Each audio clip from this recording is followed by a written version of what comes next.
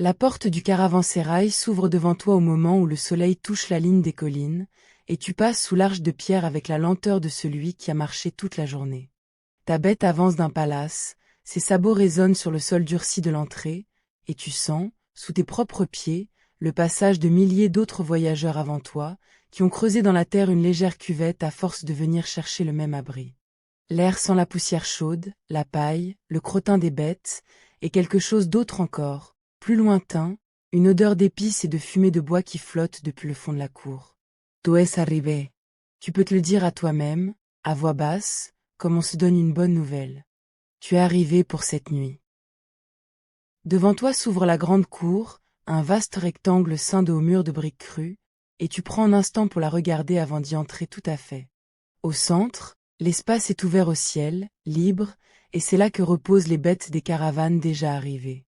Autour, sur les quatre côtés, courent des galeries couvertes, et derrière elles s'alignent les petites cellules où dormiront les voyageurs, ainsi que les entrepôts où s'empilent les marchandises à l'abri. Il faut que tu comprennes comment ces lieux étaient pensés, car rien ici n'est laissé au hasard. Le caravansérail est une auberge fortifiée, conçue pour accueillir une caravane entière en une seule nuit, avec ses hommes, ses bêtes et ses ballots, et pour les protéger jusqu'au lever du jour.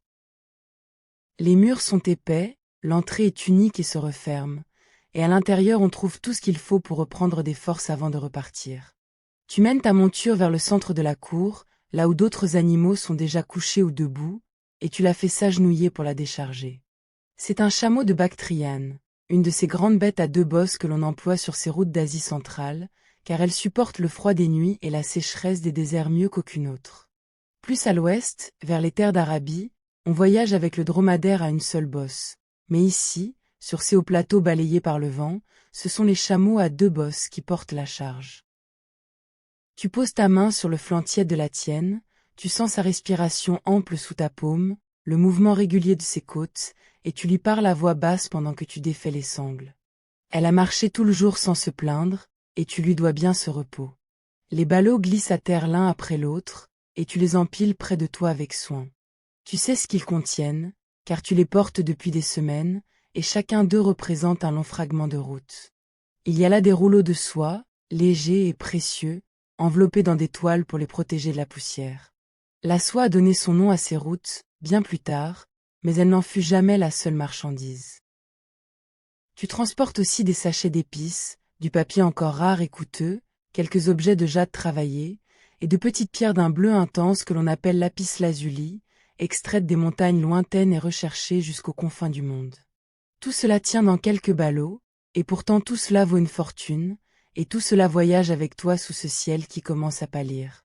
Un homme s'approche, le gardien du lieu, ou peut-être l'aubergiste, et il t'indique d'un geste tranquille une cellule libre sous la galerie du côté haie.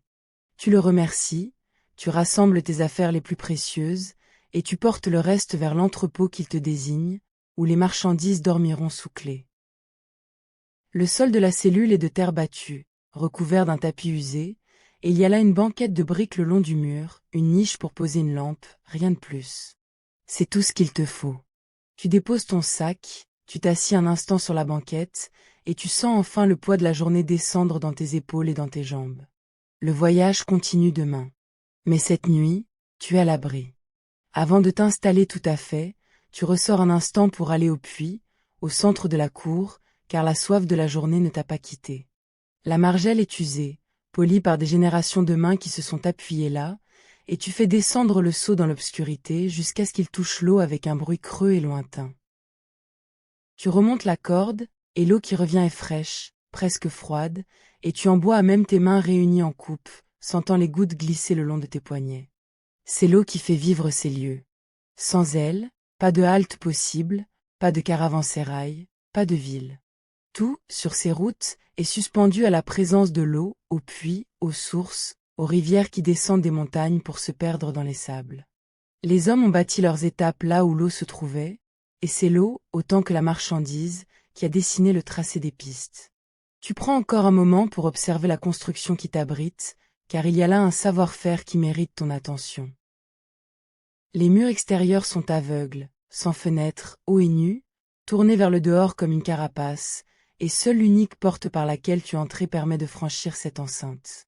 À l'intérieur, au contraire, tout s'ouvre sur la cour, toutes les portes des cellules, toutes les arches des galeries, comme si le bâtiment tournait le dos au monde pour se concentrer sur son cœur. Cette disposition n'est pas un hasard. Elle protège des vents de sable, des bêtes sauvages, et des hommes mal intentionnés que les routes ne manquaient pas de porter avec le reste. Au-dessus de la porte, parfois, une petite pièce servait de logis aux gardiens, qui veillaient sur l'entrée et la refermaient à la tombée du jour. Tu te sens, dans cette enceinte, comme dans une coquille, et la pensée de cette muraille tout autour de toi ajoute à ton repos. Dehors, la cour s'anime de la vie tranquille du soir.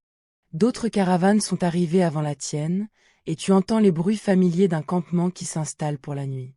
Le tintement sur des clochettes que l'on retire du cou des bêtes. Le froissement des ballots que l'on empile. Les voix qui se répondent dans plusieurs langues à la fois, car ici se croisent des hommes venus de partout, et aucun ne parle tout à fait la langue de l'autre. Tu reconnais quelques mots, tu en devines d'autres, et le reste se perd dans une rumeur douce et chaude qui emplit la cour comme une eau. Tu n'as pas besoin de tout comprendre. Il te suffit d'écouter. Tu reviens asseoir au seuil de ta cellule, sous la galerie, et tu laisses ton regard parcourir sans hâte l'espace. Tu remarques, près du puits, un groupe d'hommes accroupis autour d'un petit feu, et l'odeur d'épices que tu avais sentie en entrant vient de là. On y prépare un repas, une bouillie de grains et de viande peut-être, et déjà l'eau d'une bouilloire commence à chanter sur les braises. Tu te lèves, tu t'approches sans te presser, et l'un des hommes lève les yeux vers toi et t'invite d'un signe à les rejoindre. C'est ainsi que cela se passe, sur ces routes. Le soir venu, autour du feu, l'étranger devient un compagnon, parce que demain chacun reprendra sa piste, et que cette nuit-là, on la partage.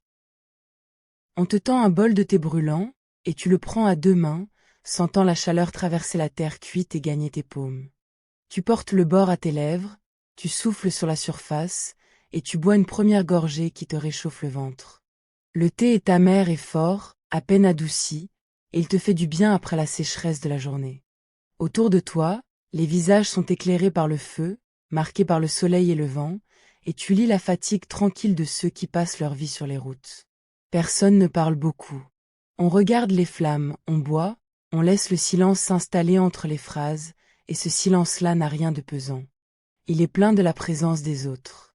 Tu observes les gestes de chacun, et tu reconnais les habitudes du voyage. Celui-ci vérifie une dernière fois les sangles d'un ballot avant de le poser près de lui. Celui-là graisse le cuir d'une bride pour qu'il ne craque pas dans le froid. Un autre recoue, à la lueur du feu, une lanière de sandales qui menaçait de céder. Ce sont des gestes humbles et précis, des gestes que l'on fait sans y penser quand on a passé des années sur les pistes, et tu les fais toi aussi, presque malgré toi, palpant tes propres affaires, t'assurant que rien ne manque, que tout est en ordre pour le départ du lendemain. Il y a, dans cette attention aux choses, une forme de paix. Le voyageur ne possède que ce qu'il porte, et il en prend soin comme d'une part de lui-même. On te resserre du thé, et tu le bois en regardant la vapeur monter dans l'air froid et se dissoudre au-dessus des braises. Quelqu'un sort d'un sac une poignée de fruits secs, des abricots ridés par le soleil, et les fait passer à la ronde.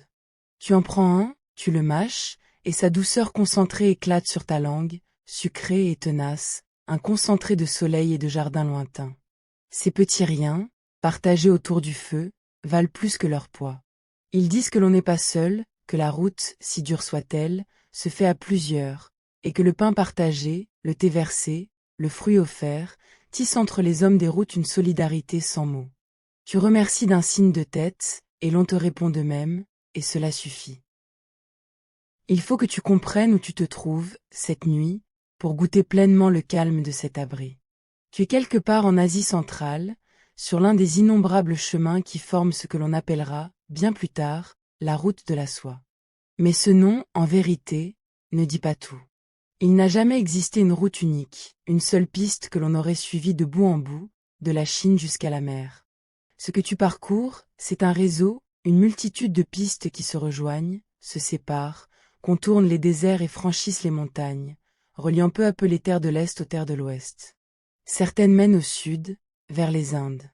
D'autres remontent vers le nord, vers les steppes.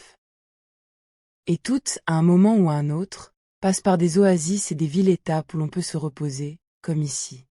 L'expression elle-même, cette idée de route de la soie, est née tard et loin d'ici.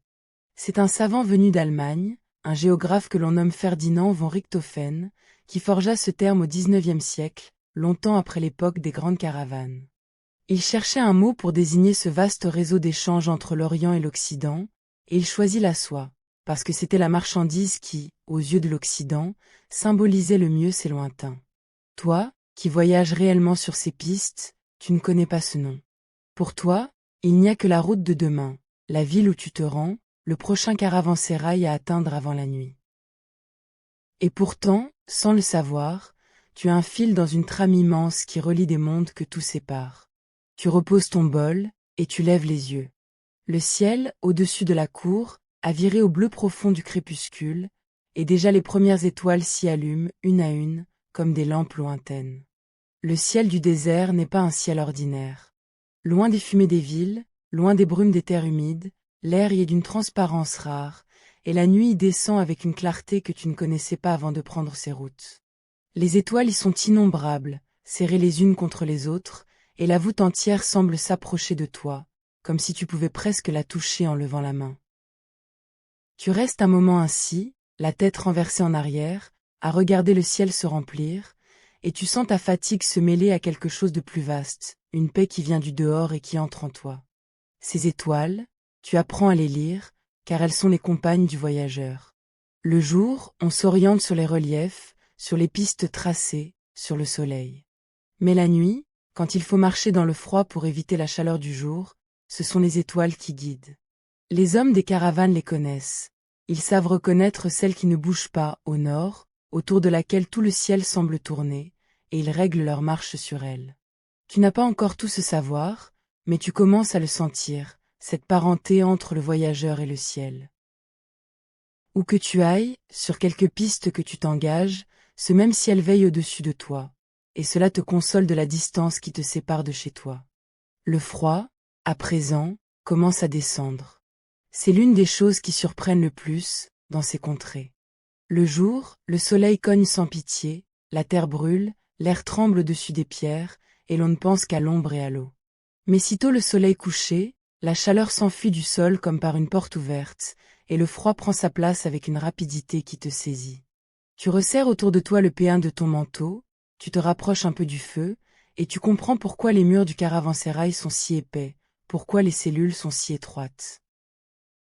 Ce sont des nids de chaleur dans la grande nuit froide du désert, des refuges où le corps peut se rassembler et se reposer en attendant le retour du jour. Près du feu, un homme plus âgé que les autres se met à parler, et sa voix, basse et posée, attire ton attention. Il raconte les villes qu'il a vues, et tu écoutes, le bol de thé réchauffé entre les mains. Il parle de Samarcande, la ville au marché immense, posée dans sa vallée fertile, où convergent les pistes venues de toutes les directions. Il parle de Boukhara, plus à l'ouest, ville de savants et de commerçants, dont les caravansérails et les bazars ne désemplissent jamais. Il parle de Kashgar, à l'autre extrémité, à la lisière des grands déserts de l'Est, là où les routes se rejoignent avant ou après la traversée des sables.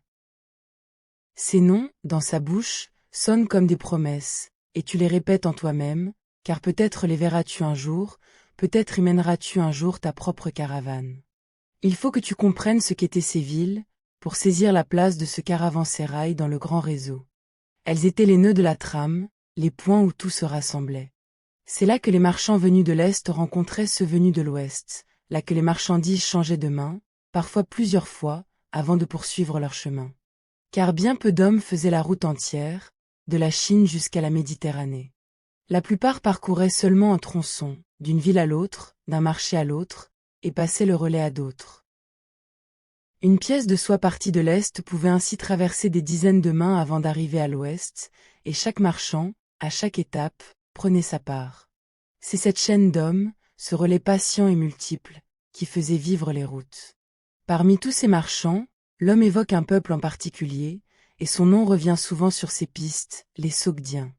C'étaient les grands commerçants de ce réseau, originaires des terres autour de Samarcande, et l'on disait d'eux qu'ils avaient le commerce dans le sang, qu'ils élevaient leurs fils pour le négoce et les envoyaient au loin dès leur jeunesse. Leur langue servait à traiter les affaires sur de vastes étendues, comprises d'un bout à l'autre des routes, et leur communauté s'établissait dans les villes-étapes, formant des relais de confiance où l'on pouvait loger, échanger, s'informer. Tu en as rencontré, sur ta route, et tu as appris quelques mots, quelques usages, l'art de marchander sans s'emporter. Ce sont des gens du voyage, comme toi, mais qui ont fait du voyage une science. Tu écoutes les langues se mêler autour du feu, et c'est une musique étrange et belle. L'un parle une langue rude et chantante, l'autre une langue plus douce, pleine de voyelles longues, et entre eux passe un troisième parler qui sert de pont, quelques mots compris de tous, appris au fil des étapes. Sur ces routes, personne ne possède toutes les langues, mais chacun en possède des bribes, juste assez pour traiter une affaire, demander un prix, indiquer un chemin, partager un repas. On se comprend par geste autant que par mots, par le sourire, par le regard, par la patience. Et c'est ainsi que, de proche en proche, les mots eux-mêmes voyagent, qu'un terme né dans une langue de l'Est se retrouve, des siècles plus tard, dans une langue de l'Ouest, déformée, transformée, mais reconnaissable encore, comme une marchandise qui aurait changé de main tant de fois qu'elle en aurait oublié son origine. Tu songes que toi-même, sans y prendre garde, tu rapportes de chaque voyage des mots nouveaux, des manières de dire, des tournures entendues sur la route et que tu glisses ensuite dans ta propre parole. Le voyageur est un passeur, non seulement de marchandises, mais de mots, d'usages, de récits. Il porte d'une ville à l'autre les nouvelles, les rumeurs, les histoires, et dans les marchés où il s'arrête, on l'écoute autant pour ce qu'il vend que pour ce qu'il raconte. Tu te rappelles les soirs où dans d'autres caravansérails, c'était toi que l'on pressait de questions, toi qui parlais des contrées d'où tu venais, et tu mesures combien ces routes sont aussi un grand échange de paroles, une rumeur du monde qui circule de bouche en bouche le long des pistes. Le feu baisse un peu, et quelqu'un y ajoute du combustible, des branches sèches ou des galettes de crottin séchées, car le bois est rare dans ces contrées et l'on brûle ce que l'on trouve.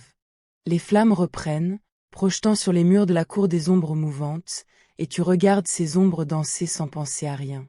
Le thé t'a réchauffé, le repas partagé t'a rassasié, et une lourdeur agréable gagne tes membres. Tu n'es pas encore prêt à dormir.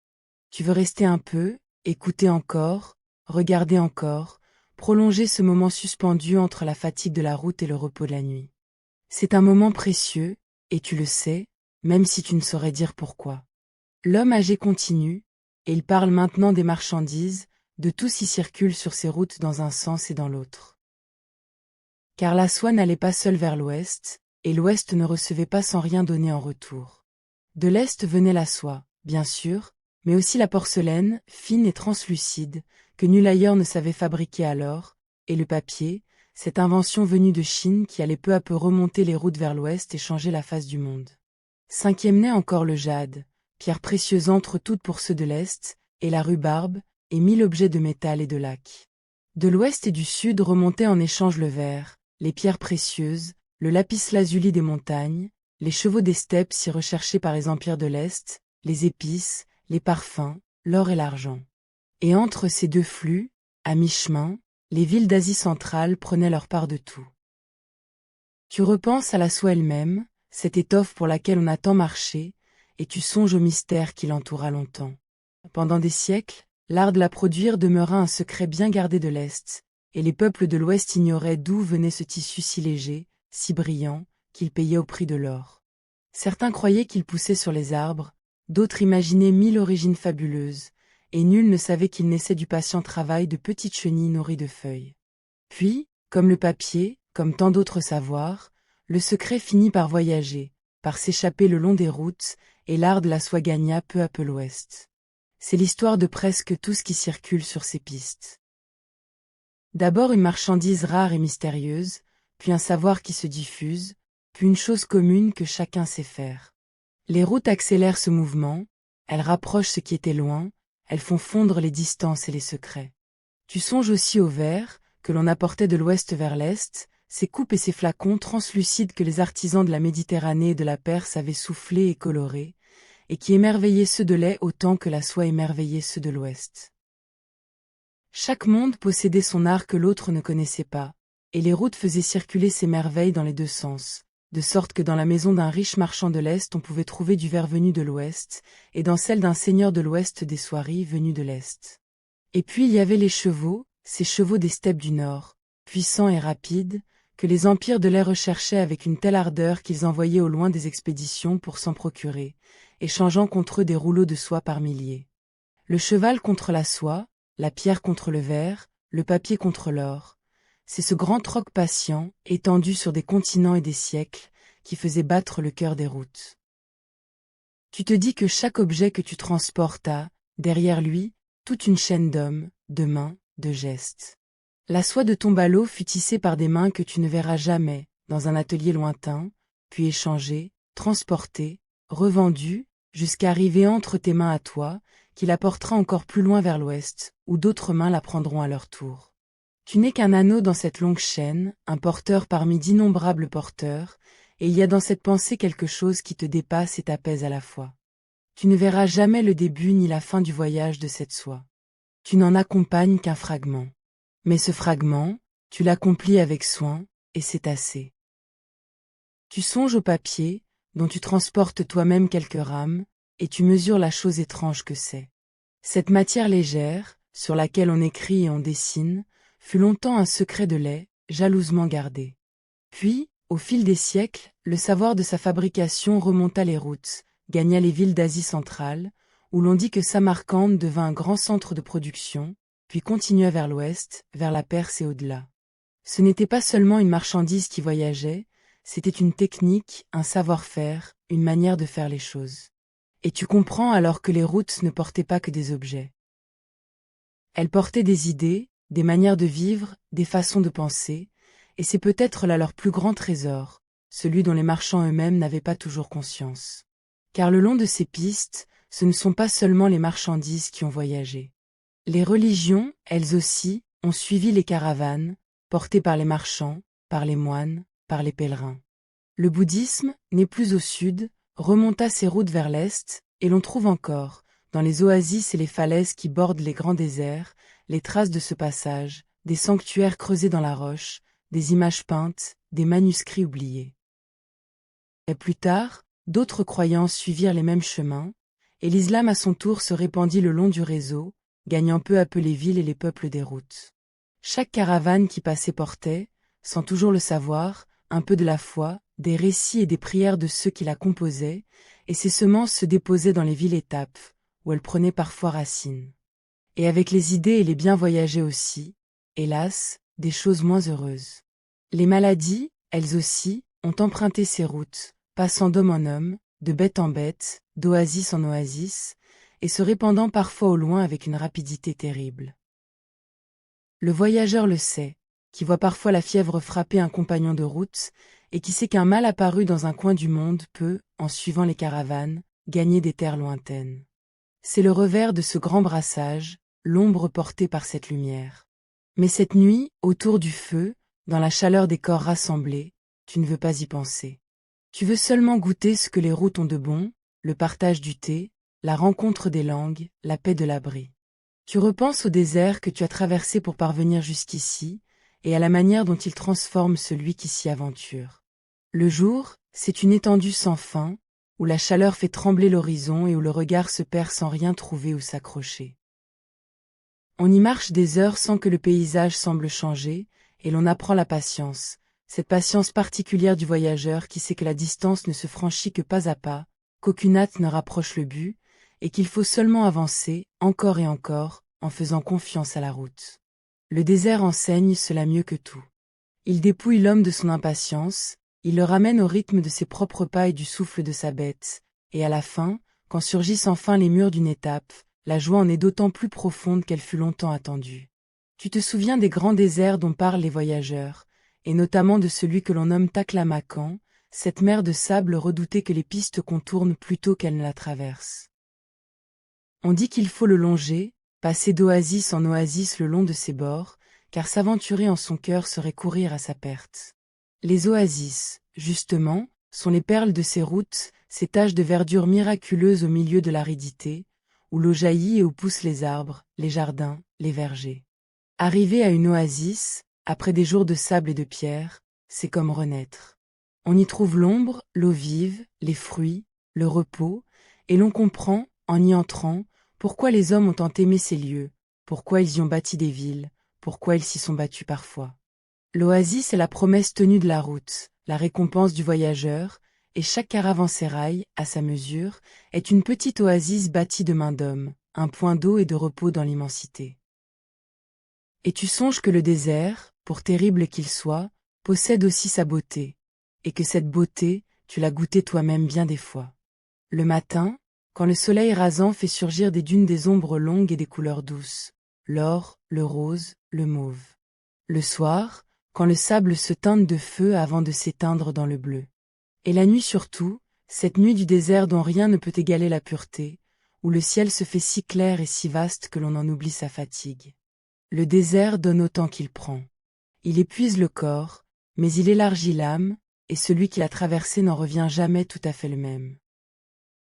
Le vieil homme se tait enfin, et le silence revient sur la cour, un silence vaste et tranquille que rien ne vient troubler que le craquement du feu, et de temps à autre, le souffle d'une bête qui se retourne dans son sommeil.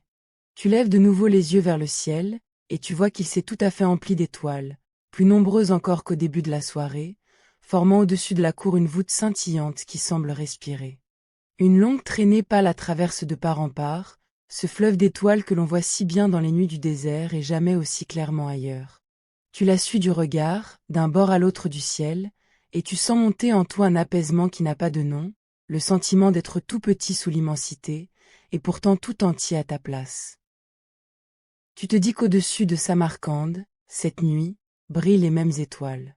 Qu'au-dessus de Boukhara, au-dessus de Kashgar, au-dessus des sables du grand désert que l'on nomme Taklamakan, ce sont ces mêmes lumières qui veillent. Et tu songes à tous les voyageurs qui, cette nuit même, regardent comme toi ce ciel, depuis d'autres caravansérails, d'autres feux, d'autres cours silencieuses, le long de ces pistes qui se déploient sur des milliers de lieues. Vous ne vous connaissez pas, vous ne vous rencontrerez jamais, et pourtant vous partagez, à cet instant, la même voûte étoilée, le même froid de la nuit, le même repos arraché à la fatigue du jour. Cette pensée te tient compagnie, et elle est douce. Tu restes encore un long moment à contempler la voûte, et le froid lui-même, qui pince tes joues et le bout de ton nez, ne te fait pas rentrer tout de suite.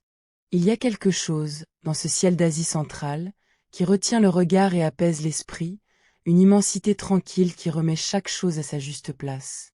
Tes soucis de marchand, les prix, les comptes, les inquiétudes du voyage, tout cela paraît si petit sous cette profusion d'étoiles, si dérisoire au regard de ce qui brille là-haut depuis des temps que nul ne saurait nombrer. Et pourtant tu ne te sens pas écrasé.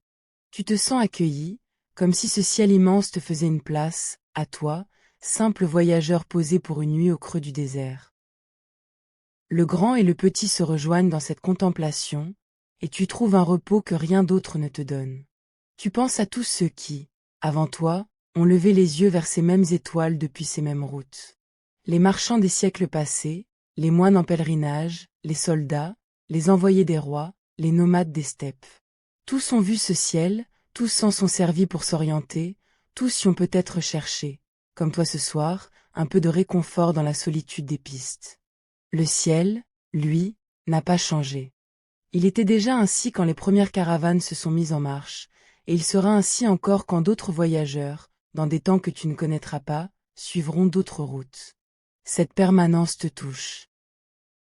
Dans un monde où tout passe, où les empires s'élèvent et s'effondrent, où les villes prospèrent et s'ensablent, le ciel demeure, fidèle, et il relie entre eux tous les voyageurs de tous les temps en une seule et même contemplation. Tu te lèves enfin du feu, à regret, car la nuit est avancée et le corps réclame le repos. Tu salues d'un signe les hommes qui restent, et tu traverses la cour vers ta cellule. Sous tes pas, le sol garde encore un peu de la chaleur du jour, mais l'air, lui, est devenu vif et pur, et tu le respires à plein poumon en marchant. L'air entre, frais et net, chargé d'une légère odeur de fumée et de bête. L'air ressort, et avec lui une part de ta fatigue. Tu passes près de ta monture, couchée parmi les autres, et tu poses un instant la main sur son cou pour lui dire bonne nuit. Elle remue à peine, déjà perdue dans son propre sommeil de bête, et tu la laisses à son repos. Devant ta cellule, tu t'arrêtes une dernière fois pour regarder la cour endormie.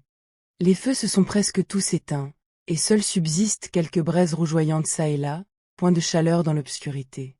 Les bêtes forment des masses sombres au centre, leur souffle se mêle en une rumeur paisible, et les murs du caravansérail dressent autour de tout cela leur rempart protecteur. Tu te sens en sécurité, comme rarement on l'est sur les routes, et cette sécurité-là est un trésor que seul connaît bien celui qui passe ses jours à marcher dans l'incertitude. Cette nuit, rien ne peut atteindre. Tu es entre ces murs, sous ce ciel, parmi ces hommes et ces bêtes, et tu peux te laisser aller au sommeil.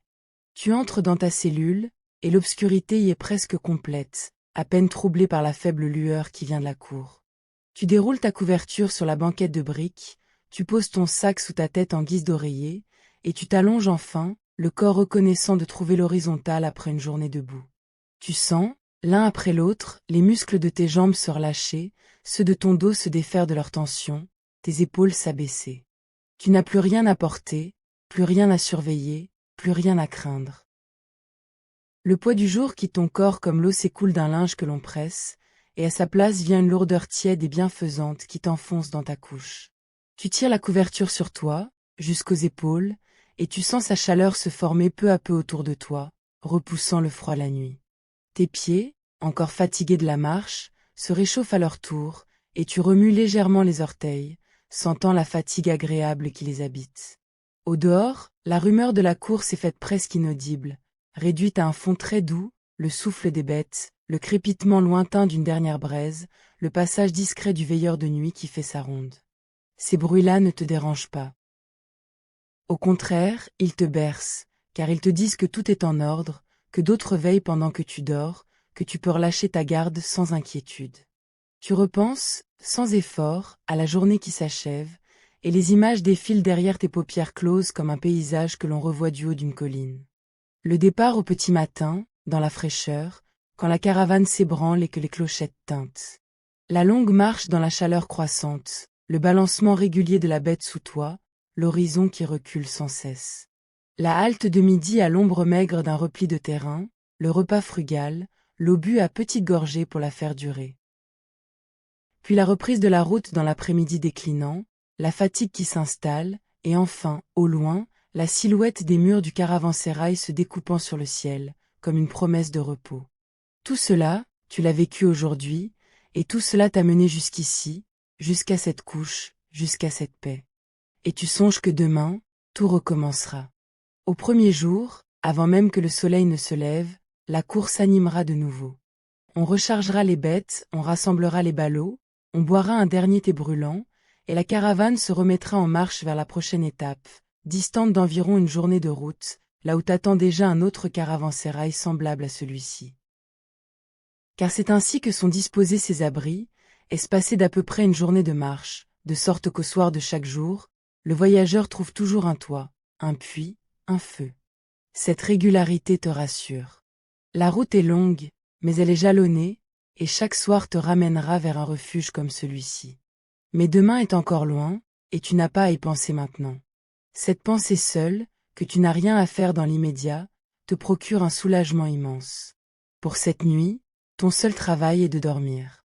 Ton seul devoir est de te reposer, de laisser ton corps refaire ses forces, de laisser ton esprit se dénouer. Tu peux abandonner toute vigilance. Tu peux laisser tes pensées venir et repartir sans les retenir, comme les caravanes qui passent et s'en vont. Et déjà tu sens que tes pensées se font plus lentes, plus espacées, plus floues, qu'elles perdent leurs contours et se mêlent les unes aux autres dans une brume tiède. L'air de la cellule s'est réchauffé de ta présence, et tu respires à un rythme tranquille, sans y penser, le souffle qui va et vient de lui-même. L'air entre par ton nez, frais encore, et descend dans ta poitrine. L'air ressort, tiédi, emportant avec lui un peu plus de ta tension. Tu n'as pas à diriger ce mouvement, il se fait seul, fidèle, comme il s'est fait toute ta vie sans que tu prêtes attention. Et il continue maintenant, à son rythme apaisé, te berçant de sa régularité. Chaque souffle te dépose un peu plus avant dans le repos, comme une barque qui glisse au fil d'une eau calme, sans rame, portée par le seul courant. Tu ressens le contact de la couverture sur ta peau, sa rudesse familière, sa chaleur. Tu ressens la dureté de la banquette sous toi, adoucie par le tapis et par ta propre fatigue, qui fait de toute couche un lit accueillant. Tu ressens, très loin, le froid de la nuit du désert qui règne au dehors, et le contraste rend ta chaleur plus précieuse encore. Tu es au chaud quand tout, alentour, est froid. Tu es à l'abri quand tout, alentour, est ouvert. Tu es au repos quand tout, dans le jour, n'était que marche et effort. Et cette différence, ce passage du dehors au dedans, de l'effort au repos, est exactement ce dont ton corps avait besoin. Tu sens, partie après partie, comme ton corps se rend au repos. Tes pieds, d'abord, qui t'ont porté tout le jour, et qui maintenant reposent à plat sous la couverture, libérés du poids et de la marche. Tes mollets et tes cuisses, qui ont monté et descendu les reliefs de la piste, et qui se dénouent à présent, fibre après fibre. Ton dos, qui s'étale sur la banquette et trouve enfin un appui, vertèbre après vertèbre. Tes épaules, qui ont porté les sangles et les ballots, et qui s'abaissent maintenant, délivrées de toute charge. Et ta nuque, ta mâchoire, ton front, qui se lissent à leur tour, comme une eau qui s'apaise après que le vent est tombé. Il n'y a plus rien à tenir. Tout en toi consent à se reposer, comme la bête qui plie les genoux et se couche enfin dans la cour, le soir venu, après la longue route du jour. Au dehors, très loin, tu crois entendre l'appel d'un oiseau de nuit, ou peut-être le cri ténu d'une bête du désert, vite avalé par le silence. Ces sons lointains ne font qu'accentuer le calme qui règne dans la cour, comme un fil ténu qui souligne l'étendue du silence sans jamais le rompre. Tu les écoutes sans inquiétude, à la lisière du sommeil, et chacun d'eux te confirme que la nuit suit son cours, paisible, et que tu n'as rien à faire qu'à te laisser porter par elle. Le monde tourne sans toi, cette nuit. La cour veille, les murs protègent, le ciel poursuit sa lente rotation, et toi, au creux de tout cela, tu peux enfin te laisser aller, te déposer, te rendre au repos comme on se rend à une eau qui vous porte. Au-dessus de toi, au-delà du plafond bas de la cellule, au-delà des galeries et des murs, le grand ciel étoilé poursuit sa lente rotation, comme il a fait cette nuit, comme il le fera demain et toutes les nuits, indifférent et fidèle. Ce ciel que tu regardais tout à l'heure veille encore, même si tu ne le vois plus. Les mêmes étoiles brillent sur les sables du Taklamakan, sur les murailles de Boukhara, sur les jardins de Samarcande, sur tous les caravansérails du grand réseau.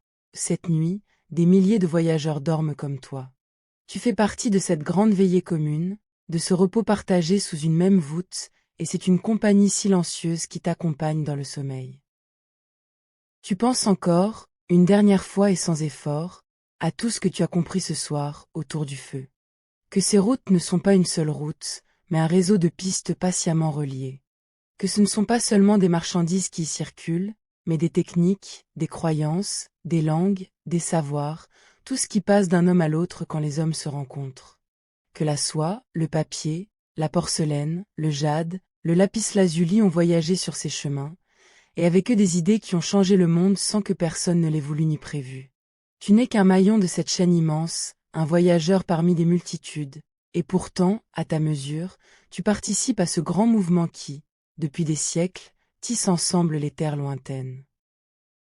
Cette idée, loin de t'agiter, t'apaise. Elle donne un sens à ta fatigue, une grandeur à ton humble voyage. Tu marches, jour après jour, pour quelques ballots de marchandises, mais en marchant, tu participes à quelque chose de bien plus vaste que toi, à cette longue conversation entre les peuples que les routes rendent possible. Et quand tu dormiras, cette nuit, et quand tu repartiras, demain, tu continueras, à ta façon, à relier les mondes. Il y a là une noblesse tranquille qui te console de la rudesse de la vie sur les pistes, et qui t'accompagne maintenant que le sommeil approche. Tes pensées, à présent, ne sont plus que des fragments épars. Une image de chameau couché dans la cour. Le goût amer du thé sur ta langue. La traînée pâle des étoiles au travers du ciel. Le visage éclairé par le feu du vieil homme qui parlait des villes. Ces fragments flottent en toi, de plus en plus distants les uns des autres, séparés par des plages de silence et de calme où plus rien ne se forme. Tu ne cherches pas à les retenir. Tu les laisses se défaire, l'un après l'autre, comme les braises de la cour qui s'éteignent une à une dans la nuit. Bientôt, il n'en restera plus aucune, et il n'y aura plus que l'obscurité tiède et le souffle régulier de ton repos. Ton corps s'enfonce un peu plus dans la couche, plus lourd, plus abandonné. Tu ne sens presque plus la limite entre toi et la chaleur qui t'entoure. Tes mains se sont ouvertes d'elles-mêmes, tes doigts se sont détendus, ton visage s'est lissé de toute préoccupation. Le pli entre tes sourcils s'est effacé. Ta mâchoire s'est desserrée. Même le poids de ta tête repose tout entier sur ton sac, sans que tu aies à le soutenir. Il n'y a plus, en toi, la moindre tension qui demande à être tenue. Tout s'est relâché, tout s'est déposé, tout s'est rendu au repos, comme la caravane se rend, le soir, à l'abri des murs. Au dehors, le veilleur passe une dernière fois, son pas étouffé sur le sol de la cour, et puis tout retombe dans le silence. Le feu n'est plus qu'une lueur mourante. Les bêtes dorment. Les hommes dorment. Le caravansérail tout entier s'est enfin endormi sous le ciel d'Asie centrale, comme un seul corps qui reprend son souffle. Et tu fais partie de ce sommeil collectif, de ce repos de tout un lieu qui se referme sur lui-même pour traverser la nuit. Tu n'as plus à veiller. D'autres veillent. Tu n'as plus à marcher. La route attendra le jour. Tu n'as plus rien à faire que de te laisser glisser, sans hâte, dans le sommeil qui monte. Le froid du désert règne au dehors immense et clair, mais entre ces murs épais, sous ta couverture, dans la tiédeur de ta cellule, tu es bien, tu es au chaud, tu es à l'abri, et le sommeil te recouvre avec la douceur d'une couverture que l'on tire sur un enfant. Et maintenant, tu peux dormir. Bonne nuit.